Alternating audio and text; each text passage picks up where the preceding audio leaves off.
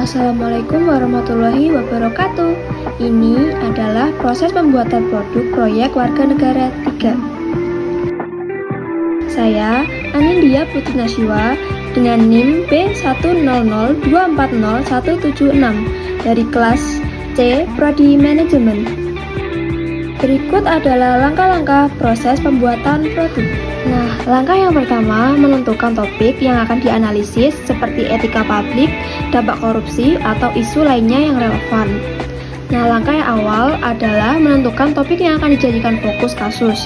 Pilih isu yang relevan dengan kepentingan publik, serta etika pejabat publik, dampak korupsi, keadilan sosial, atau tema lain yang sesuai dengan tujuan proyek.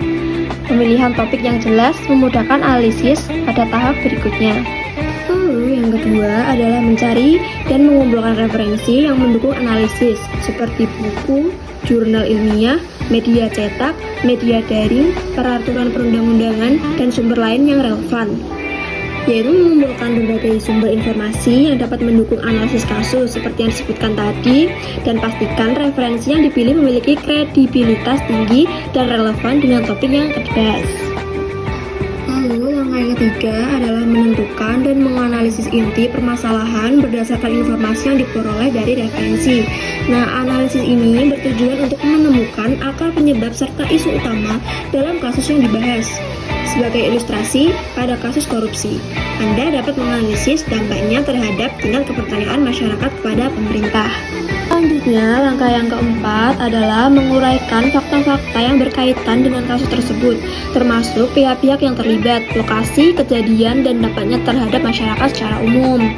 Nah, merincikan informasi terkait kasus seperti ini, pihak-pihak yang terlibat, waktu, lokasi, dan kejadian, serta dampak yang ditimbulkan bagi masyarakat secara umum. Ini akan memberi gambaran yang lebih jelas tentang kasus yang sedang dianalisis. Selanjutnya, yaitu langkah yang kelima adalah hubungkan kasus dengan norma, hukum, atau prinsip etika yang relevan, seperti Undang-Undang tentang Pelayanan Publik atau Kode Etik Aparatur Sipil Negara atau ASN. Menghubungkan kasus dengan norma atau peraturan hukum yang relevan, seperti Undang-Undang Pelayanan Publik. Selain itu, kaitkan dengan prinsip-prinsip etika seperti keadilan, akuntabilitas, atau transparansi untuk memberikan sudut pandang etis terhadap kasus tersebut. Lalu ada langkah yang terakhir, yaitu adalah langkah ke-6 adalah mulai melakukan proses pembuatan produk.